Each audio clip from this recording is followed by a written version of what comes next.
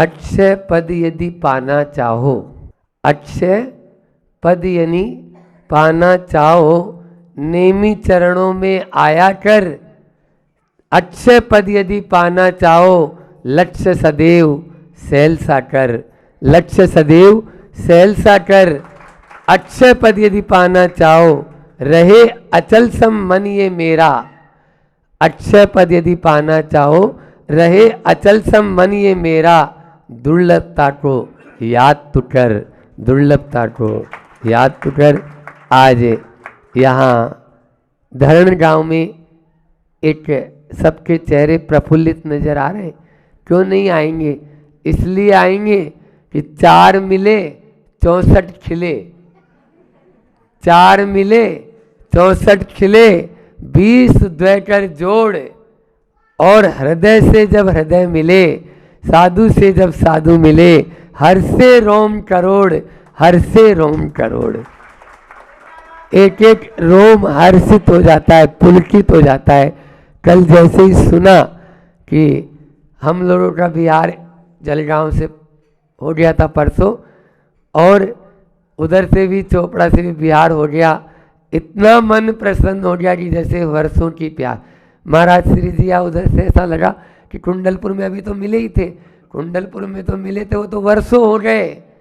उस वर्षों को कैसे यानी जो है याद रखे।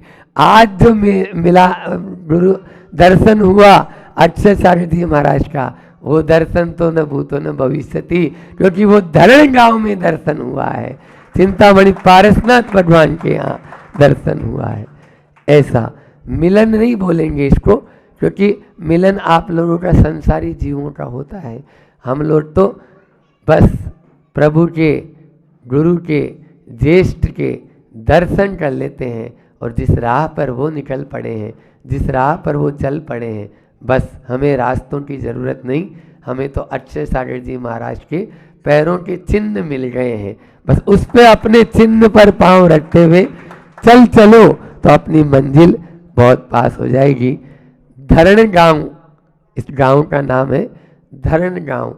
धरण गांव कह रहा सबसे, धरण गांव कह रहा है सबसे, धारण धर्म को किया करो, अक्षय सागर जैसे तुम भी वीतराग बन जिया करो, वीतराग बन जिया करो। ऐसे अक्षय सागर जी महाराज जी, जिन्होंने यहाँ पर पंच कल्याण प्रतिष्ठा महामहोत्सव भी यहाँ पर संपन्न हुआ, और जैसा नाम ही ये है अक्षय, यानी जिसका कभी क्षय ही ना हो, वही। बस उनके चरण पकड़ ले हम सब तो निश्चित रूप से मंजिल अपनी भी दूर नहीं होगी। धर्म धरण, ये धरण है, इसको धरना नहीं है। धरना मतलब धरना दे के बैठ जाता है आदमी, वो नहीं बैठना है।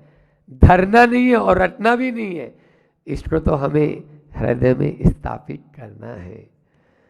जो हमको धर दे उत्तम स्थान पर, जो हमको धर दे उत्तम स्थान पर, धर्म ही ऐसी कुंजी है, धरना मत दो, धारण करो, जन्म जन्म की पूंजी है, जन्म जन्म की पूंजी है। बस ये हमारे पास में जो जन्म जन्म से हमने पूंजी पाई, जैन कुल श्रावक कुल, प्रातःकाल में जब महाराज श्री जी सुने थे महाराज श्री जी को कि हमें यह उत्तम कुल जैन श्रावक कुल मिला है, इसको सार्थक कर ले, बस अर्थ इसका समझ ले, नहीं तो ये व्यर्थ हो जाएगा। व्यर्थ होने से पहले, इससे पहले कि हमारी अर्थी उठे, हम जीवन का अर्थ समझ लें, और इससे पहले कि हमारी चिता जले, उससे पहले अपनी चेतना को जगा लें, तो हमारा ये जीवन सार्थक हो जाएगा। आज धरण गांव में आना हुआ, और यहाँ के जब प्रभु के दर्शन किए, एरंडोल पास में है, तो वहाँ से प्रकट हुए भगवान। ऐसे बहुत सारे, एक ही नहीं, आदिनाथ भगवान भी देखते ही हम तो सामायिक के इधर मन प्रसन्न गदगद हो गया। बस इतना ही है, प्रभु को देखने पर मन पुलकित हो जाता है। एक बार ऐसा हुआ कि धर्म का देखो, धरण और धर्म, तो धारण करो धर्म को, हमारा मेन मूल विषय यह है कि प्रभु को देखने से हमें क्या मिलता है, या धर्म को धारण करने से क्या।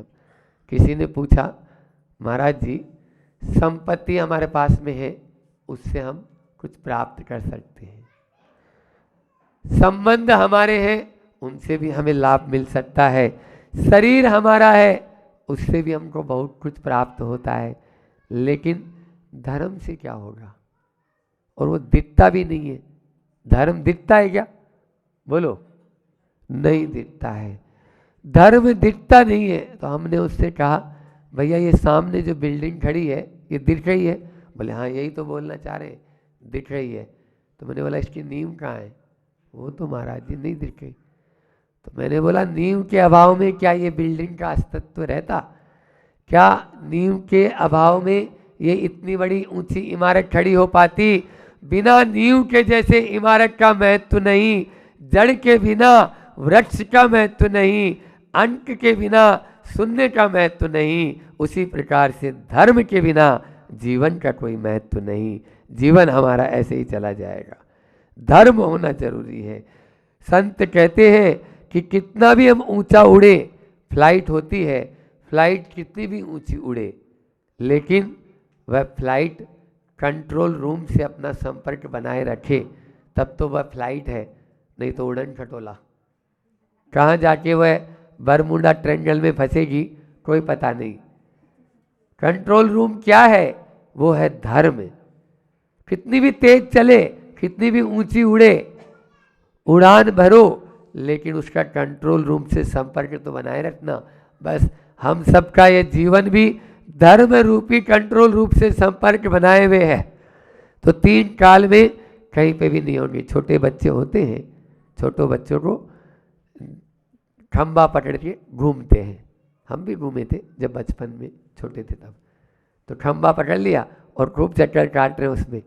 जब तक खंबा पकड़े रहते हैं तब तक कोई चक्कर आता है क्या, बोलो। और जैसे ही खंबा छोड़ा तो चक्कर क्या मारा, चकनाचूर गिरेगा पड़ेगा।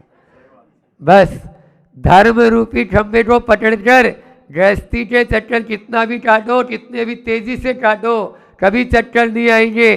खंबा छोड़ दिया, चकनाचूर होने से कोई नहीं बचा पाएगा। बस उस धर्म के खंबे को पकड़ के हमेशा रहना, फिर आप चाहे जितने चक्कर काटते रहो। तो यह धर्म का खंबा हमारे लिए 4 बातें करके अपनी वाणी को विराम देंगे, क्योंकि अभी हमें सब महाराज जी को सुनना है। सुनाने में बहुत विकल्प है, सुनने में कोई विकल्प होता ही नहीं है। इसीलिए भगवान ने जीभ तो 1 दिए, कान 2 दिए, फिर भी वो तो बोलते ज़्यादा हैं। समझ में आ रहा है। हाँ, आप देख लीजिए, 2 बार सुनो 1 बार बोलो, ऐसा ही नहीं है। तो सुनने में कोई विकल्प नहीं, जो महाराज जिस बोलेंगे वो अपन सुन लेंगे, लेकिन सुनाने में पहले सोचो कि हाँ क्या करना है। तो 4 बात यही है कि धर्म क्या है, धर्म क्यों है, धर्म कब है और धर्म कैसे है। बहुत लंबी चौड़ी व्याख्या है इनकी, लेकिन संक्षेप में बता के अपनी वाणी को विराम करेंगे कि धर्म क्या है। धर्म हमारी आत्मा की परिणति है। बाहर से ओढ़ना धर्म नहीं है, कि बाहर से दिखावे का धर्म नहीं है।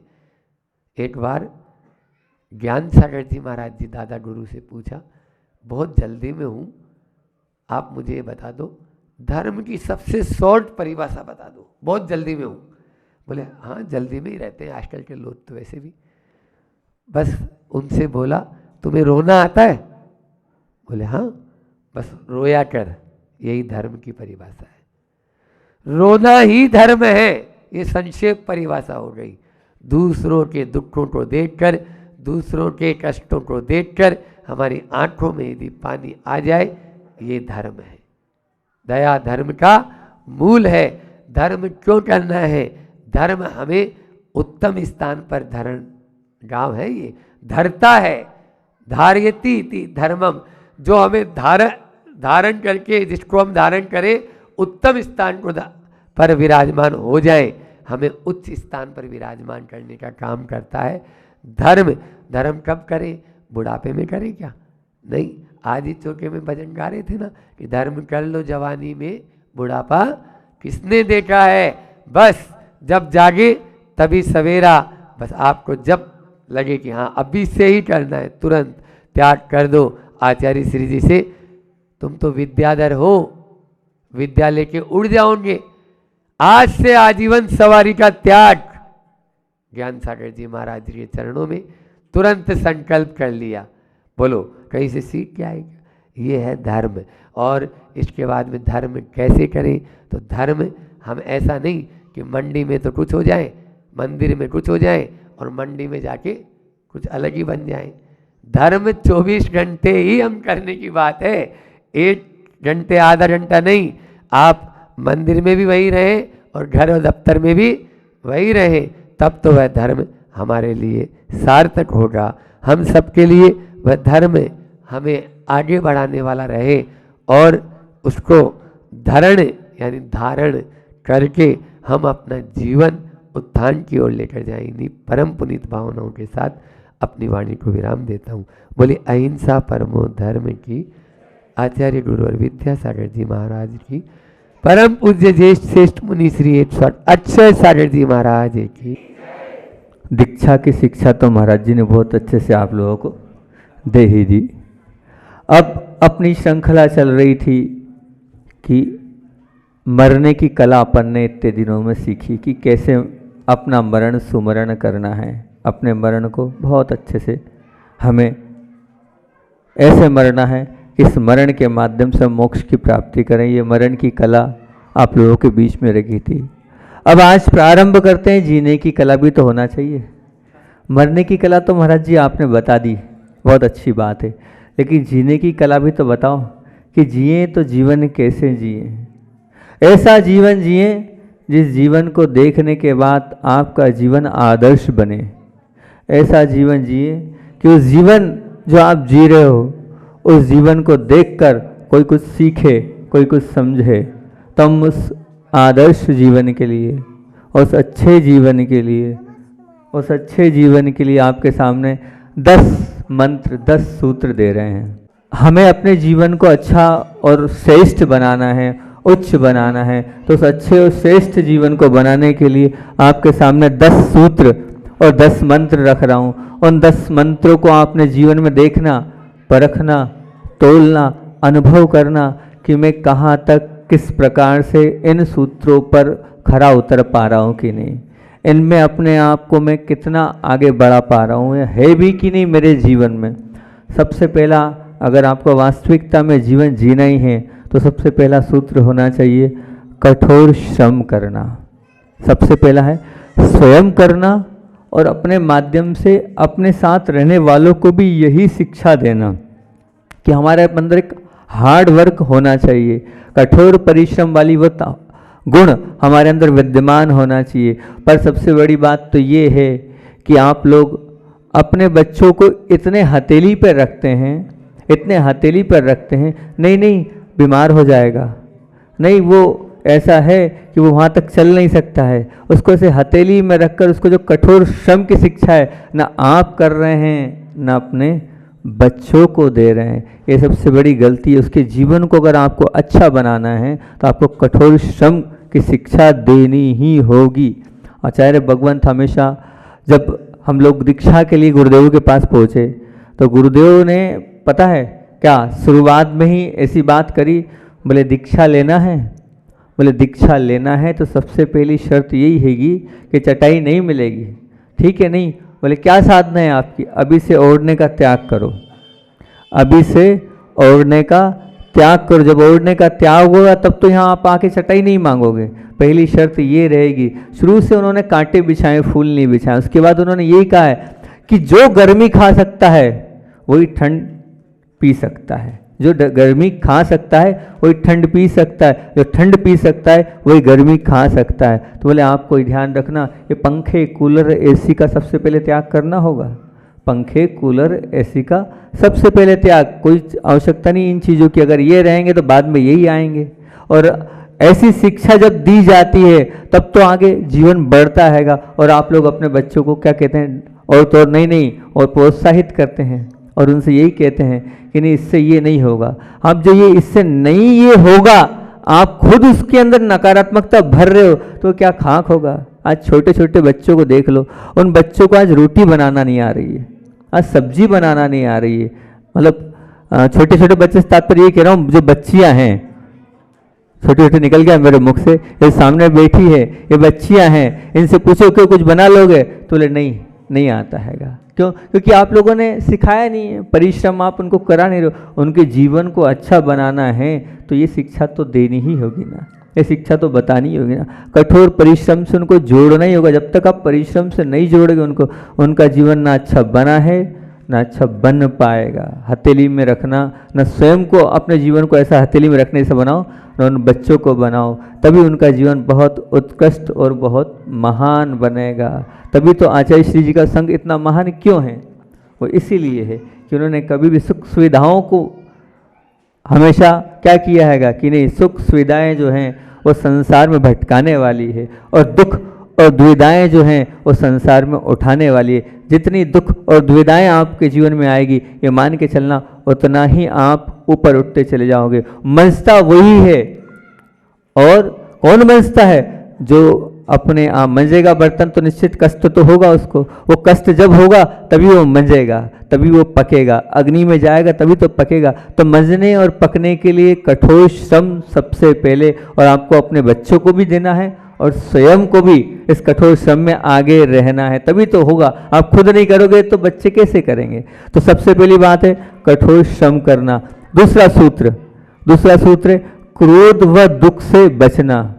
क्रोध से तो बचा जा सकता है, ठीक है, हम अपने जीवन में क्रोध नहीं करेंगे, बहुत बढ़िया बात है। लेकिन महाराज जी दुख से बचना, दुख से कैसे बचा सकता है? नहीं, मैं तो ये बोलता हूँ दुख से भी बचा जा सकता है। कैसे? आप बस उस दुख को अपने जीवन का एक अंग मान लो, आप उस दुख को एक्सेप्ट कर लो, उस दुख को स्वीकार कर लो, उस दुख को मान लो। क्योंकि एक आचार्य भगवान बार बार बोलते हैं कि आपके जीवन में कोई दुख आया, कोई कष्ट आया, कोई समस्या आई, अब उस समस्या में आप एक अपना स्वयं का जितना कर्तव्य है वहां तक तो आप कर सकते हो, लेकिन अब जब नहीं हो रहा है तो उस दुख को अपना जीवन बना लो।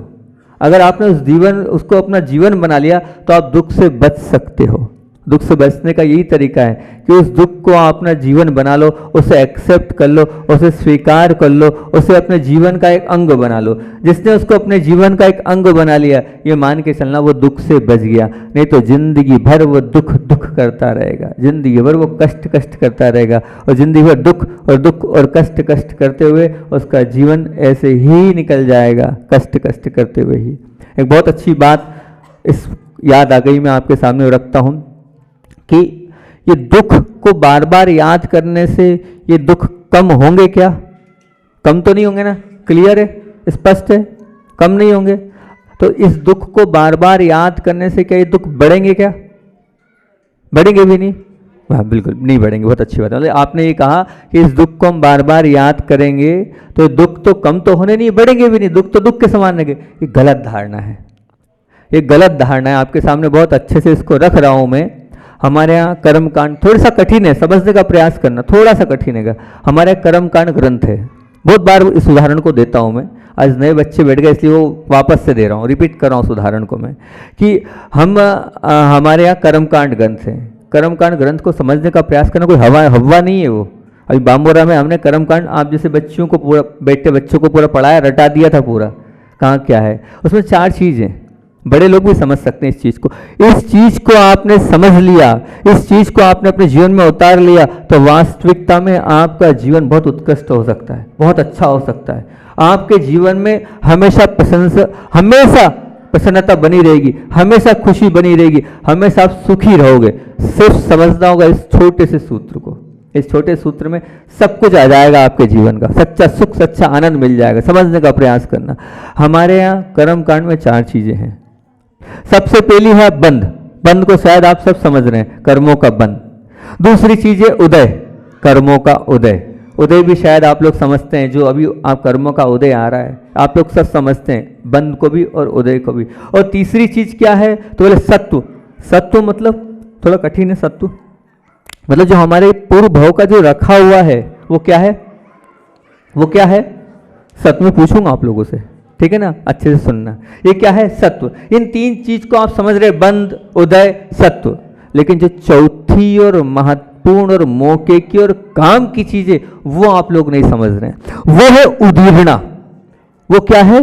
उदीर्णा। उदीर्णा क्या है? उदीर्णा का तात्पर्य ये है कि जो भी आप जैसे मान लीजिए आपके यहाँ कोई सीताफल है, कच्चा केला है, उस कच्चा केला आना 8 दिन बाद था, आना 8 दिन बाद था, उस मतलब पकना उसको 10 दिन बाद था, लेकिन आपने डाल दिया गेहूं में, वो सीताफल 8 दिन पहले पक गया। तो ये उदीर्णा कहलाती। अभी नहीं है लेकिन अपन ने उदय में ले आए, उसको क्या कहते हैं? उदीर्णा। ये उदीर्णा को समझ लो बस, बंद उदय सत्व को समझना कोई जरूरी नहीं है, इस उदीर्णा को समझ लो। इस उदीर्णा को हमने समझ लिया तो हमारा जीवन सुखमय हो जाएगा। उदीर्णा से तात्पर्य यही है कि हम जो भी अभी भाव कर रहे हैं, 6वें 7वें गुणस्थान तक जो भी आपका कर्म का उदय आएगा, जो कर्म का उदय आ रहा है एनी हाउ, बिना उदीर्णा के नहीं आएगा। मतलब उदीर्णा से तात्पर्य आपके भाव जैसे होंगे वैसे ही कर्म का उदय आएगा, जैसे आपके भाव होंगे वैसे ही कर्म का उदय आएगा। ये बात फैक्ट है, इसमें कहीं कुछ नहीं। कर्मकांड आचार्य भगवान की वाणी है कि आपने अभी जैसे मान लीजिए आप बार बार कहोगे मैं बहुत बीमार रहता हूँ, मैं बहुत कष्ट में रहता हूँ, अब आना तो साता था, लेकिन आपने भाव क्या किए? मैं बहुत कष्ट में रहता हूँ, मैं बहुत दुखी रहता हूँ, तो अब आप जिंदगी भर दुखी रहोगे, जिंदगी भर कष्ट में रहोगे। जो बोलता है मैं बीमार हूँ वो जिंदगी भर बीमार रहेगा, जो बोलता है मैं गरीब हूँ वो जिंदगी भर गरीब रहेगा, जो बोलता है कि भैया मैं मेरा दिमाग ही नहीं चलता, उसका दिमाग 3 काल में नहीं चलेगा, क्योंकि उसने किया ही यही है। वो गरीब ही रहेगा, वो जो रहेगा क्या अनपढ़ ही रहेगा, वो मानसिकता ही बनेगी मुझसे याद होता ही नहीं है तो याद नहीं। ये पॉजिटिव थिंक नहीं है, ये सकारात्मकता की बात नहीं कर रहा हूं मैं, आगम की बात आपके सामने रख रहा हूं कि हमारा उदीर्णा है। हर कर्म के उदय के पहले उदीर्णा का पुट होगा, बिना उदीर्णा के कर्म का उदय हो ही नहीं सकता है। आप कहीं भी किसी भी शास्त्र में उठा के देख लेना, हर कर्म के उदय में 6वें 7वें गुणस्थान के बाद फिर कुछ प्रगतियां होती है जिसमें उदीर्णा नहीं है, लेकिन 7वें गुणस्थान तक प्रत्येक कर्म का उदय उदीर्णा के माध्यम से ही होता है। तो आप सोचो, उस सकारात्मक भूमिका को छोड़ो, आप जो विचार कर रहे हो, आप जो भाव कर रहे हो, उस भाव के माध्यम से ही आपके कर्मों का उदय आने वाला है। जो कर्म का उदय आने वाला है वो आपके भावों के माध्यम से आने वाला है, आपके विचारों के माध्यम से आने वाला है। इसलिए कभी ये मत बोलो मैं बीमार हूं, मैं बीमार हूं, मैं बीमार हूं, जिंदगी भर बीमार रहोगे। मैं दुखी हूं, कष्ट में हूं, कष्ट में ही रहोगे आप, ये मान के चलना। क्योंकि आप खुद अपने आप से वैसे भाव वैसे परिणाम कर रहे हो तो निश्चित तौर से कष्ट और दुख में रहोगे आप। इतना सा उदीर्णा का सूत्र समझ लें, जैसे हैं हम तो वैसे हैं, कर्म का उदय है, हमें भोगना है, हमें समता से भोगना है, तो एक मान के चलना वो उदीर्णा नहीं होगी। फिर जैसा आना है आपका अच्छा आ जाएगा। आना तो अच्छा था, आना साता था, आप बार बार असाता को बुला रहे हो तो वह असाता आ रही है। आप स्वयं आगे रह के बुला रहे हो असाता को तो उसमें अब उसका क्या कहा? आप स्वयं खुद आकर्षित कर रहे हो असाता को और बुला रहे हो तो असाता ही आएगी। अगर आपको दुख से, कष्ट से, गरीबी से आपको बचना है तो आपको ये मान के चलना, हमें ऐसी बात ही नहीं करनी कि मैं ऐसा हूँ, मैं तो सबसे अच्छा हूँ, मुझसे अच्छा तो कोई ना था, न कोई है, ना कोई रहेगा। अब आप बार बार ये कहते हो पापा मुझे नहीं चाहते, मम्मी मुझे नहीं प्रेम देती, तो नहीं देगी वो, क्योंकि आप ही तो बोलो नहीं देती है। आप तो ये बोलो जैसी है अच्छी है मेरी माँ से उत्कृष्ट कोई हो ही नहीं सकती, मेरे पिता से अच्छा कोई हो ही नहीं सकता। जब आप ऐसा बोलोगे तब वो अच्छी बनेंगी, तब आपकी बहू अच्छी बनेगी, नहीं तो आपकी बहू भी अच्छी नहीं बनने वाली। तब आपकी सास अच्छी बनेगी। आप सास को खराब मानसिकता बना लिया तो खराब ही रहेगी वो। लाख प्रयास कर लेना, अच्छा करने का भी प्रयास करोगे तो ना सास अच्छी हो रही है ना बहू अच्छी हो पाएगी। आपने खुद ने भाव ही ऐसे किए हैं। जो क्रिकेट वाला एक होता है बच्चा, वो बोल रहा मैं 90 से जब मेरी बहुत भावना है 100 करूं, लेकिन मेरा क्या है कि मैं जब भी 90 से 95 98 में आउट ही हो जाता हूं। तो आउट ही होगा, जिंदगी में आउट होगा, वो शतक नहीं मार पाएगा। तो उसकी धारणा बनी हुई ना, 90 के बाद उसके हाथ कांपने लगते हैं। अब आउट हो रहा हूँ, अब आउट हो नहीं, बोला खुद कह रहा आउट हो रहा हूँ, तो आउट हो गई। ऐसे आप भी आउट अपने जीवन में हो रहे हो, अपने नकारात्मक धारणा के माध्यम से, अपने कर्म के इस उदय के माध्यम से। समझ रहे हो? इस जीवन में अपनी उदीर्णा को आप फिट कर लो। सकारात्मक की बात नहीं कर रहा हूँ, आगम की बात रख रहा हूँ। हमेशा आप अच्छा सोचो, अच्छा विचार करो, तो ही आपका जीवन अच्छा बन पाएगा। सकारात्मक सोचोगे, सबके विषय में अच्छा सोचोगे तो ही अच्छा आपका भी होगा और उनका जीवन भी होगा। अगर कुछ उनसे अच्छा चाहते हो तो खुद का अच्छा व्यवहार बनाओ, खुद की अच्छी सोच बनाओ, तो अच्छा मिलने वाला है, अन्यथा अच्छा न मिला है न मिल पाएगा। और खुद की उद्दीरणा के माध्यम से आपने जीवन को नीचे की ओर ले जा रहे हो। तो क्या ये दुख वाली बात चल रही थी, तो इसीलिए मैंने कहा कि हम जो दुख हैं वो दुख से बच सकते हैं। तो दुख से बचने का तरीका यही है कि जो दुख आया है उस दुख को एक कर्तव्य हम बन सकते हैं, करता नहीं बन सकते, उस दुख को समाप्त कर नहीं सकते। हमने किया, जितना करना था उतना किया, करने के बाद लगा नहीं है तो उसको अपने जीवन का अंग बना लो, तो आप दुख से भी बच सकते हो। तो जो दुख से बचता है उसका जीवन सुखमय होता है, ये दूसरा सूत्र है। और क्रोध से तो बचना ही है। क्रोध तो आप सब जानते ही हैं कि क्रोध क्या करता है। क्रोध तो संबंधों को भी खराब करता है, व्यवहारों को भी खराब करता है, वो दूसरों को भी परेशान करता है और स्वयं भी उस क्रोध के मारे आप परेशान रहेंगे। तो क्रोध व दुख से बचना दूसरा। तीसरा सूत्र आपको दे रहा हूं, अपनी योग्यता का भरपूर लाभ उठाना। अपनी योग्यता का भरपूर लाभ उठाना। आपका स्वयं एक बात ध्यान रखना, हर व्यक्ति के अंदर कोई ना कोई क्वालिटी होती है। ऐसा कोई भी संसार का प्राणी नहीं है जिसके पास कोई ना कोई क्वालिटी नहीं हो। बस आपको उस क्वालिटी को देखना है, मेरे अंदर क्या खूबी है, मेरे अंदर क्या अच्छाई है, उस अच्छाई का आप पूरा लाभ लो। जो गॉड गिफ्ट आपको मिला है, ऊपर से जो आपको मिला है, जैसे कोई है बहुत अच्छा गायक है तो उस गायक का वो अगर है, उसका गला अच्छा है तो बढ़िया भगवान की भक्ति करे, बढ़िया सबको लेके भक्ति करे, और अच्छा है वो क्वालिटी मिले तो उसको उपयोग करे। कोई कलाकार है तो बढ़िया गुरु जी की, प्रभु की, सबकी अच्छी कलाकृति करे, जितना वो उसका उपयोग करेगा उतनी अच्छी बात है। कि अगर कोई अच्छा बोल सकता है तो अच्छा मोटिवेशन दे, धर्म के, संस्कृति पे, देश के ऊपर अच्छा बोले। हर एक व्यक्ति के पास कोई कला है, ऐसा कोई व्यक्ति नहीं जिसके पास कोई कला नहीं हो। ये मान के सेवा की कला है, जैसे अभी आपके बीच में टिंकल जी हैं, उनमें एक बहुत बड़ी कला है। क्या कला है? तो सेवा में लगी रहती हैं, दिन रात हमेशा एक ही आशीर्वाद मांगती है हमसे, महाराज जी बस एक ही आशीर्वाद दे दो, क्या सबको स्वस्थ कर सकूं, सबको स्वस्थ कर सकूं। तो आज इसीलिए जो है इतनी बड़ी छोटी सी थी और आज हमारे सामने इतनी बड़ी वैद्य बन गई। लोग बिल्कुल हथेली पे रखते हैं उसको, लेने पोसते सब करते हैं। अब वो कारण ये कि भाव अच्छे थे, उसके अंदर कला थी, उसके अंदर सीखने की भावना थी, और सीखने की भावना थी तो हमेशा आशीर्वाद मांगती थी, तो वो आशीर्वाद उसको फल रहा है, आशीर्वाद उसको फल रहा है। वो ये स्थिति ये है कि बामोरा में हमने वहाँ पर महाराज जी और हमारे माध्यम से एक औषधालय खुलाया। औषधालय खुलाया, एक दिन जाती थी, कम हो गया, 2 दिन जाती, कम हो गया, 3 दिन बैठना पड़ता, 150, 200 पेशेंट पर डे के, रात को 1 बज जाती है। तो ये कला का वो उपयोग कर रही है, ऐसी कला आपके अंदर भी है। आप देखो, परखो मेरे अंदर क्या अच्छाई है, मैं क्या कर सकता हूँ। क्योंकि हमारी जो रुचि होती है उस रुचि के अनुसार से जो हमारे जिस विषय में इंटरेस्ट, मान लीजिए किसी का हाथ बहुत अच्छा है, कुछ बहुत अच्छा बना लेता है, तो वो उस विषय में करे, जहाँ जो लगता है उसमें, उस विषय में वो आगे बढ़ेगा। तो निश्चित तौर से आपको जो गॉड गिफ्ट मिला है, जो आपको योग्यता ऊपर से मिली, उसका भरपूर लाभ उठाओ, उसका भरपूर आनंद उठाओगे तो ही आपका जीवन सुखमय बनेगा।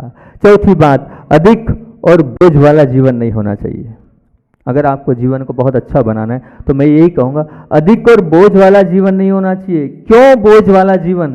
क्यों ऐसा जीवन जिए जिस जीवन के माध्यम से हमारे अंदर का सुख समाप्त हो रहा है, हम अपने परिवार को समय नहीं दे पा रहे हैं, हम अपने आप को समय नहीं दे पा रहे। नहीं, जीवन ऐसा होना चाहिए जिस जीवन का हर कार्य फिक्स होना चाहिए, इतनी बजे से इतनी बजे तक, इसके बाद दुनिया से मुझे कोई लेना देना नहीं, मुझे किसी से कोई मतलब नहीं। इतनी बजे दुकान खोलूँगा, इतनी बजे बंद करूँगा, इसके बाद कोई काम नहीं। क्यों आपाधापी, क्यों ऐसा हम जीवन जिए जिस, वो पैसा क्या बताओ साथ जाएगा तुम्हारे? नहीं जाने वाला, वो धन साथ नहीं जाने वाला है।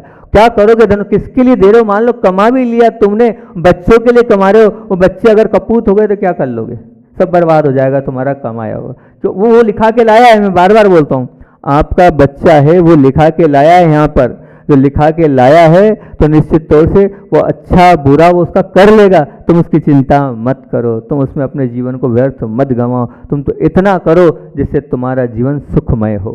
आपाधापी वाला जीवन, दबाव वाला जीवन नहीं जीना है। अच्छे जीवन को बनाना है तो बिना दबाव के अपनी खुद की मर्यादा बनाओ कि इतने समय में मुझे ये करना है। हर चीज़ का आप बांधो ना, हर चीज़ को बांधो ना, इतनी देर धर्म करूँगा, इतनी देर परिवार को दूंगा, इतनी देर मैं दुकान को दूंगा, नौकरी को दूंगा, उसके बाद नहीं, यानी नहीं, वो नो भी तो होना चाहिए।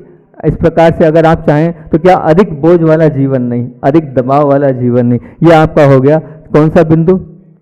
चौथा।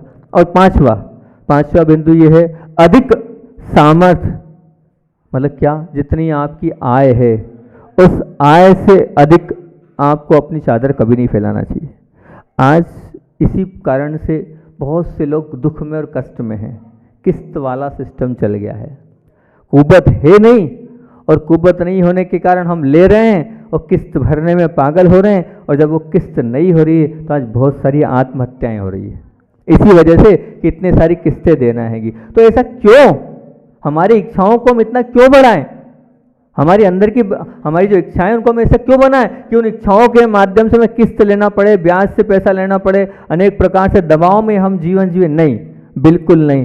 जितना है उतना ही हमें विकल्प करना है। उससे ज़्यादा अगर हम विकल्प कर रहे हैं तो हम स्वयं को घात कर रहे हैं, स्वयं का प्रतिघात कर रहे हैं, स्वयं का घात भी कर रहे हैं और स्वयं का प्रतिघात भी कर रहे हैं। इसलिए क्योंकि अब है नहीं और आपने ले लिया है, और जब वो देना है तो उसका बहुत टेंशन रहता है, क्योंकि जिसके ऊपर ऋण रहता है उसको बहुत विकल्प रहता है। तो ध्यान रखना, पांचवा यही सूत्र है कि जितनी आय है आप अपनी सामर्थ्य को उतना ही फैलाओ, उससे ज़्यादा बिल्कुल नहीं, इसके भीतर भीतर रहने दो।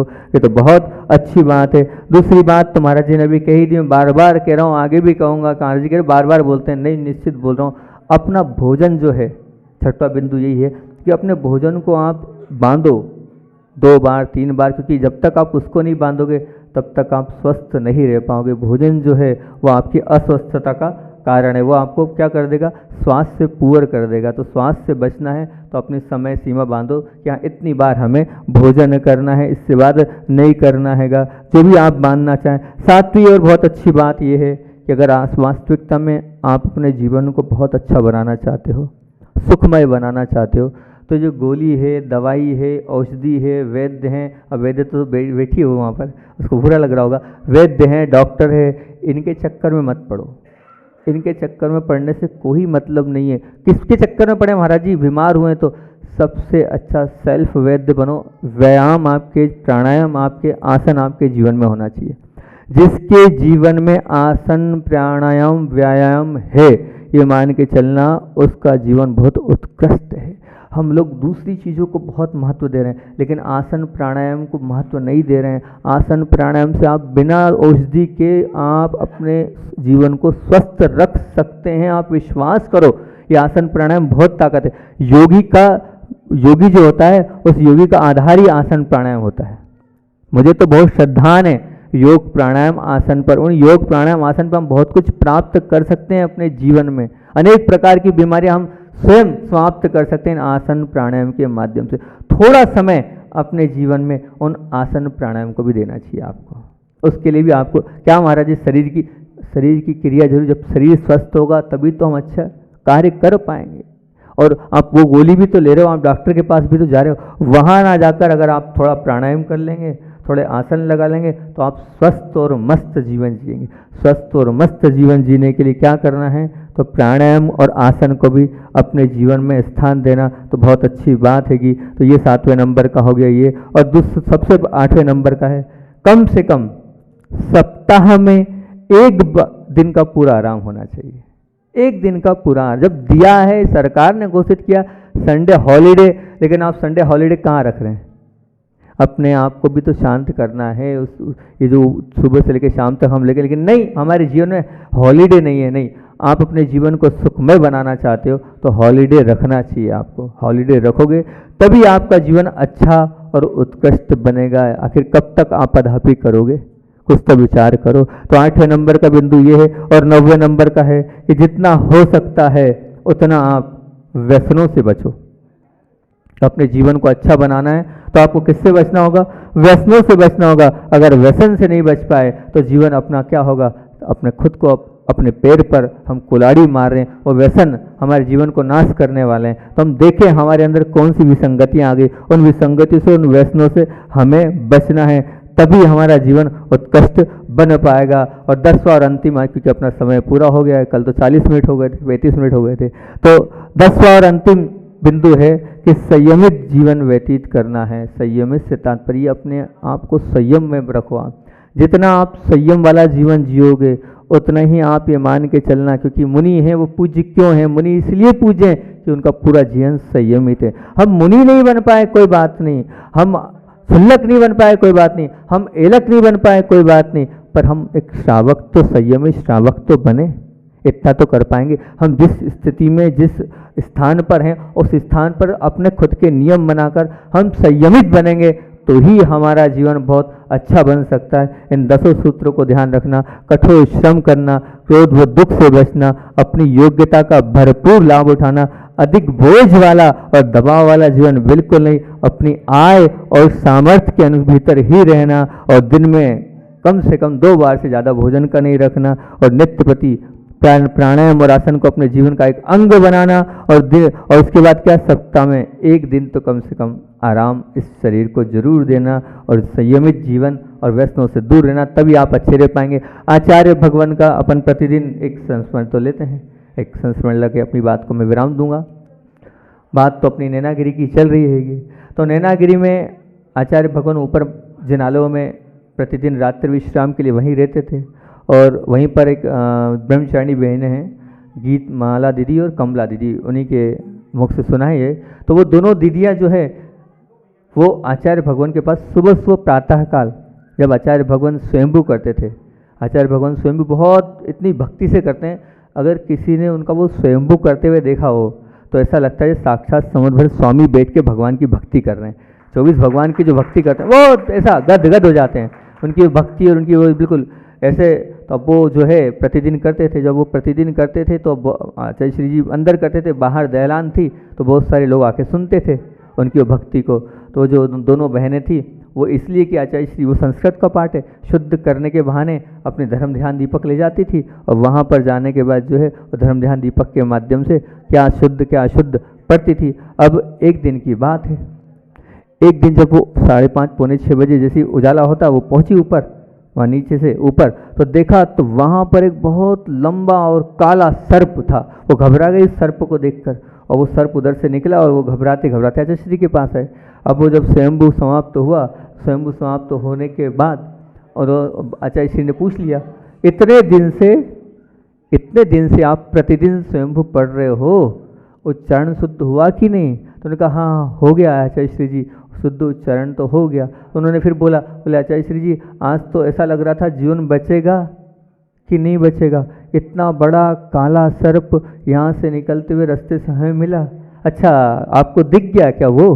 अरे हाँ। बोले वो तो रोज़ रात को हमारे पार्टी के नीचे आता है, आज थोड़ा लेट हो गया, जाने में नींद लग गई होगी उसकी। बोले रोज़ रात को रहता है, और रोज पुराना आसामी है, और जिस दिन से आए उसी दिन से इस पार्टी के नीचे रहता है और चले जाता है। ऐसी निडरता थी आचार्य श्री की, इतना बड़ा सर्प नीचे बैठा रहता है रोज रात को और रोज सुबह चला जाता है, उसके बाद भी आचार्य श्री अपनी आत्मा के ध्यान में लीन है। जो निडर होते हैं उनको काय कटर, ऐसे आचार्य भगवान विद्यासागर जी महामुनि राज की।